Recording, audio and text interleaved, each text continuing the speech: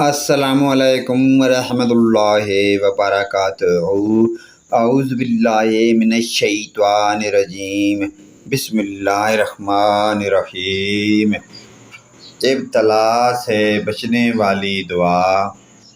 امام احمد رحمۃ اللہ علیہ اور امام ابن ابان رحمۃ اللہ علیہ نے حضرت بصر بن ارطا قریشی رضی اللہ تعالیٰ عنہ سے روایت نقل کی ہے کہ انہوں نے بیان کیا کہ میں نے رسول اللہ صلی اللہ علیہ وآلہ وسلم کو یہ دعا پڑھتے ہوئے سنا: اللہم احسن عاقبتنا فی الامور کلہا واجرنا من خزی الدنیا وعذاب الآخرہ۔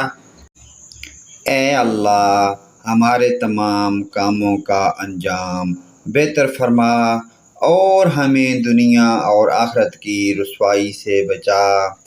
فضیلت اور امام طبرانی کی روایت میں راوی نے یہ اضافہ بھی نقل کیا ہے اور آپ صلی اللہ علیہ وآلہ وسلم نے فرمایا: جس شخص کی یہ دعا ہو وہ آزمائش کے آنے سے پہلے فوت ہو جائے گا۔